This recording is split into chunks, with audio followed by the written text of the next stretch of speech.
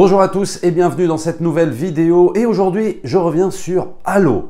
Halo, la série télé qui vient de sortir aujourd'hui, disponible sur Canal+, et il y a 5 épisodes. Alors Halo, c'est un peu le parcours du combattant depuis longtemps, puisque Halo, donc c'est le célèbre jeu vidéo qui était sorti, je crois en 2001, sur nos consoles, les premières Xbox et également sur PC, et ça a été le parcours du combattant, non pas dans la vente de jeux, puisque ça a été un carton évidemment mondial, mais plus par rapport à l'adaptation, parce qu'il était question à l'époque d'une adaptation au cinéma par Peter Jackson. Et ouais, donc c'est vrai que comme ça faisait rêver. Hein. Sur la promesse, franchement, ça faisait vraiment rêver. Et puis finalement, le projet a été totalement abandonné et on n'a plus entendu parler de cette adaptation pendant des années et des années. Après, le jeu vidéo, lui, a continué à se vendre. Il y a eu je ne sais combien de suites. Et là, enfin, on a donc la série télé qui sort un petit peu de nulle part, hein, parce que très franchement, on l'attendait pas vraiment, quoi. Et d'un seul coup, voilà, arrive cette adaptation en série télé, 5 épisodes, et le moins que je puisse dire pour l'instant, c'est de vous dire que c'est très très bien. Et pourtant, vous connaissez ma méfiance vis-à-vis des adaptations en jeux vidéo. Je trouve qu'il n'y a jamais véritablement de plus-value. Je trouve que voilà, les jeux vidéo se suffisent à eux-mêmes parce que maintenant, ils sont de plus en plus exigeants, ils sont de plus en plus forts, que ce soit évidemment sur un plan de la technique et également sur un plan scénaristique. Donc je me dis, l'adapter en film ou en série, quel est l'intérêt ? Et ben là, très clairement, je trouve qu'il y a un réel intérêt. Alors, je vais baser ma vidéo sur 4 épisodes sur 5. Je n'ai pas vu le dernier épisode encore, mais évidemment, je vais le voir. Mais il n'y a que 5 épisodes de disponibles de toute manière. Mais très franchement, c'est assez impressionnant. Il y a des petits défauts, on va en parler. Mais le tout est quand même très convaincant. Enfin, en tout cas, moi, j'ai trouvé que c'était très convaincant. Donc, comme je disais, la série est disponible sur Canal+, qui a finalement racheté les droits pour la diffuser en France, puisqu'à la base, c'est une série qui est diffusée sur Paramount+. Paramount+, nous ne l'avons pas encore en France. Canal+ rachète les droits, la diffuse. Et c'est une série également produite par Tonton Steven, par Amblin Télévision. Donc autant vous dire qu'il y a les moyens, il y a le talent, il y a tout, on va en parler.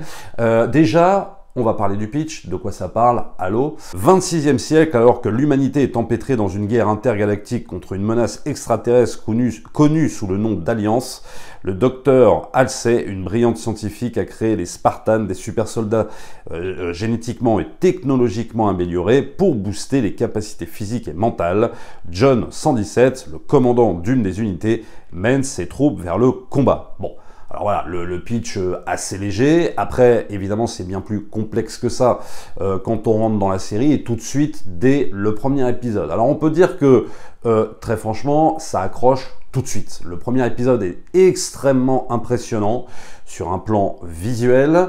On retrouve effectivement tous les trucs qu'on a, enfin toutes les phases, même limite presque de FPS qu'on voyait évidemment dans Halo. Alors je tiens à préciser que moi, Halo, je suis pas un gamer d'Halo. C'est-à-dire que, en gros, je ne vais pas pouvoir vous dire si c'est une excellente adaptation, si rien n'est trahi, si tout est trahi, je n'en sais rien. C'est-à-dire que moi, à l'époque, j'ai joué sur le premier Halo, à l'époque de la première Xbox, et je crois que ça s'est arrêté là. J'ai pas joué aux autres, quoi. Donc je pourrais pas vous le dire très clairement, hein, si ça respecte. Dites-moi dans les commentaires, bien sûr, si pour vous c'est une adaptation qui ne trahit pas trop les codes de Halo, mais c'est vrai qu'on retrouve, en tout cas dans le premier épisode, on retrouve un peu l'ambiance, en tout cas moi l'ambiance que j'avais connue à l'époque, quoi. Bon, après, est-ce qu'ils ont changé des trucs en termes d'histoire? Par exemple, si on part du principe que dans le jeu, les Spartans, c'était plutôt, enfin dans mes souvenirs, c'était plutôt les héros, et bien là, ça va être beaucoup plus nuancé que ça, en fait, dans la série, et c'est ce qui va être intéressant. Donc, je ne peux pas vous dire si c'est une bonne adaptation du jeu vidéo, mais en tout cas, en tant que série, en tant que telle, pour moi, c'est super convaincant. Donc, comme je disais, les premières séquences qui s'ouvrent sont très impressionnantes. Je vais rapidement vous raconter et vous spoiler un petit peu. Donc, pour ceux qui ne l'ont pas vu, ceux qui n'ont pas encore vu la série, jetez-vous dessus, précipitez-vous dessus, regardez, faites-vous un avis. Vous allez voir, à mon avis, c'est quand même difficilement contestable qu'il y a quand même énormément de qualité. Et vous reviendrez me voir après la vidéo, une fois que vous l'aurez vu. Donc, vous avez une scène de massacre sur la planète qui s'appelle Madrigal, avec donc l'arrivée des fameux Covenants représentent donc les méchants de l'histoire, qui débarquent, qui tuent tout le monde. Et alors là, c'est impressionnant parce que on n'est pas du tout dans un truc totalement édulcoré, je vous le dis tout de suite. C'est violent, c'est barbare. On n'a plus vraiment l'habitude de voir ça dans des séries de genre. C'est souvent très très édulcoré pour essayer de rameuter, si tu veux, un peu toute la famille. Bon bah là, ils ont pris le chemin inverse. Alors non pas que ce soit violent à la Game of Thrones, peut-être pas non plus exagéré, mais quand même, il y a son lot de bras déchiquetés, de mains coupées, d'explosions de corps. Enfin bon, c'est quand même assez impressionnant. Et donc après, s'ensuit évidemment l'intervention des fameux Spartans. Et là, on retrouve complètement, pour moi en tout cas, l'ambiance du jeu. Et après, tout va se découper en plusieurs points de vue. C'est-à-dire que comme c'est une histoire assez riche et complexe, et c'est là où pour moi est la réussite de ce que j'ai vu. On va pas lâcher le scénario au profit que de séquences d'action. D'ailleurs, c'est peut-être le petit reproche qu'on pourrait faire d'ailleurs pendant ces 2 épisodes et demi. C'est-à-dire que finalement, les showrunners sont tellement omnibulés par l'histoire et à mener à bien cette histoire que parfois, ils peuvent peut-être en oublier un petit peu l'action. C'est peut-être ce qu'on pourrait en reprocher.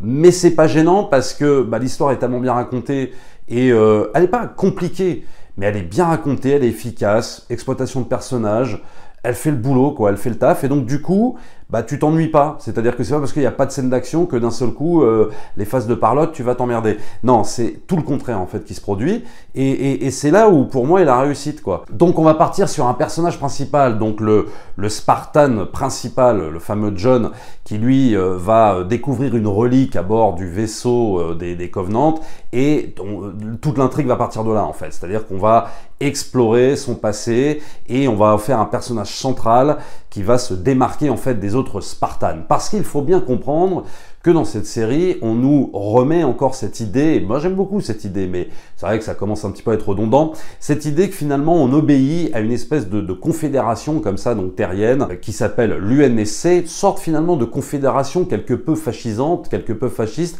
mais qui veut le bien des êtres humains, qui veut le bien de l'humain, qui, voilà, bon, ça nous rappelle beaucoup de choses. Bon, et c'est vrai que ces Spartans obéissent finalement à cette confédération, et il n'y a que ce fameux Jon Spartan, tiens, ça rappelle Demolition Man, Jon Spartan, il n'y a que ce Jon qui, lui, va se démarquer, qui va être un petit peu dissident par rapport à tout ça, et qui va s'occuper de cette jeune fille qui s'appelle Kwan, dont la planète Madrigal a été envahie. Bon, et où on a réduit en cendres plus de la moitié de la population.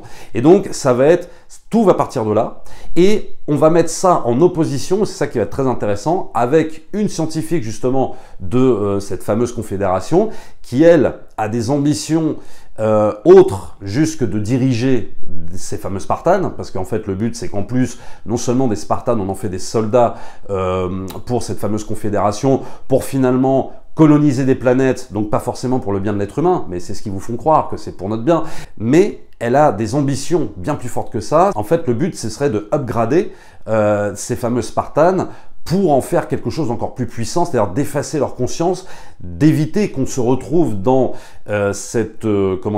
d'éviter qu'on se retrouve dans cette configuration où tu as un Jon qui commence à avoir des remords, etc., des souvenirs, et c'est quelque chose qui serait peut-être dangereux pour cette confédération. Là, on veut effacer cet état de conscience et en faire juste des super soldats, super vénères, super entraînés, et finalement à qui on enlève toute trace d'humanité, quoi. C'est un peu le but de la manœuvre. Donc tout ça va être super intéressant. On va parler de clonage, on va parler de tout ça. Du coup, ça nous fait une série pour le coup pas du tout manichéenne, voilà.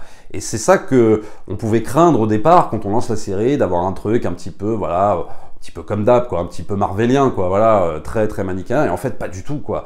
On est dans un récit où, voilà, où les personnages sont plus ambigus qu'on ne voudrait le croire, voilà, c'est super intéressant à ce niveau-là. Alors là, je vous résume un petit peu les 2 premiers épisodes, mais c'est vrai que si je reviens sur le premier, c'est hyper impressionnant parce qu'il y a beaucoup d'action, il y a beaucoup de choses, et donc on se dit, ah putain, ça promet. Après, il y a le 2e épisode. Est-ce qu'il va passer ce fameux syndrome du 2e épisode, ce que j'appelle moi le syndrome du 2e épisode?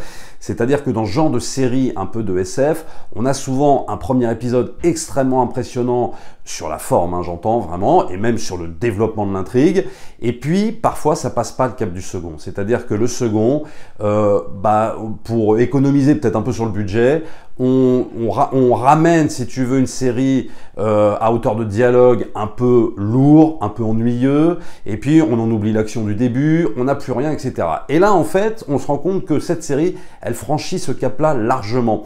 Non pas que, et ça je le redis, ça peut constituer un défaut, et je peux le concevoir, que oui, on a une nouvelle salve d'action parce qu'on n'en aura pas vraiment. L'histoire se pose, en fait, et développe ses personnages et développe son intrigue, au détriment de l'action, il faut le reconnaître. Mais sauf que, je le redis, l'histoire est tellement bien emballée, les personnages sont tellement intéressants qu'en fait, tu t'en fous qu'il n'y ait pas d'action. Et limite, dans le 3e épisode, tu te dis, attends, ça fait quand même 2 épisodes que j'ai pas eu une scène en mode, voilà, first person shooter, comme j'avais eu dans le 1er épisode, tu vois, où l'action, mais ça part dans tous les sens. Ça fait longtemps. Mais du coup, tu te dis, ah tiens, il y a peut-être une carotte sur la marchandise, c'est-à-dire dans le sens où, pour une série Halo, ça manque peut-être un peu de scènes comme ça. Mais je te le redis, quoi, l'histoire, elle est tellement bien emballée que finalement, c'est une notion que tu oublies petit à petit. Alors, ça veut pas dire qu'il y aura pas d'action après, mais disons que la série, c'est pas l'ambition de la série, en fait. Tu sens que vraiment l'ambition de la série, c'est mener à bien cette histoire, c'est le scénario, c'est l'intrigue. Et très franchement, même si elle n'est pas méga originale, elle est suffisamment bien menée, bah voilà, pour reconnaître que sur le fond, bah Halo, c'est très fort, quoi. Alors pareil au niveau des antagonistes, ça marche plutôt très bien. T'as une méchante, voilà, qui va obéir un peu, enfin qui va se démarquer un petit peu des Covenants, mais qui est avec les Covenants et qui elle a un plan machiavélique. Bon, je vais pas vous en parler là, comme ça je vous laisse un petit peu découvrir, hein, même ceux qui seront allés aussi loin dans la vidéo, vous aurez un petit peu de surprise. Mais c'est dommage qu'on la voit pas plus souvent, quoi. On la voit bien, c'est pas qu'elle est pas développée, mais disons qu'on aimerait la voir plus souvent. Quand elle apparaît, ça défonce, c'est absolument génial. Pareil pour un autre antagoniste qui pour moi, pour le coup, n'est pas assez développé dans les 3 premiers épisodes, par exemple, le fameux traître sur la colonie Madrigal. J'attends d'en voir un peu plus, on attend quand même d'en voir un peu plus sur ses motivations, mais quand il apparaît, ça fait son petit effet, quoi, et c'est extrêmement violent. Donc voilà, on a tout un univers là qui s'est mis en place avec d'un côté une confédération colonialiste qui n'est pas si bonne que ça, avec un Spartan qui lui part un petit peu en mode quête existentielle, donc c'est aussi intéressant, en opposition avec une méchante qui elle va essayer de faire ce qu'elle peut pour, on va dire, pour assouvir les besoins justement de ces fameux Covenants. Donc voilà, j'en dirai pas plus. Donc voilà, en gros, Halo, je vais pas vous en dévoiler plus que ça. 5 épisodes pour l'instant, en tout cas, s'il y a une 2e saison, j'en sais rien, puisque je n'ai pas vu la fin, je ne peux pas vous le dire. Mais très franchement, des 4 épisodes que j'ai vus, c'est excellent, vraiment c'est excellent. J'attendrai d'en voir un peu plus, mais là, de ce que j'ai vu, voilà, par rapport à toutes les séries qu'on a vues récemment, je sais pas, moi, les Moon Knight de chez Marvel, là, chez Disney+, où tu as un premier épisode qui est plutôt bien, et après ça suit pas, quoi. Après, moi je suis désolé, voilà, ça passe pas le cap du second épisode, tu t'ennuies, tu t'emmerdes, t'as l'impression d'avoir le truc 1000 fois, tout ça n'est pas très intéressant, et là, pour le coup, ouais, on est vraiment pris dedans. Donc voilà, je vous recommande cette série Halo, dispo sur Canal+. Abonnez-vous à la chaîne si ce n'est pas encore fait, likez, partagez comme d'habitude, et nous on se retrouve très vite pour une prochaine vidéo. Ciao.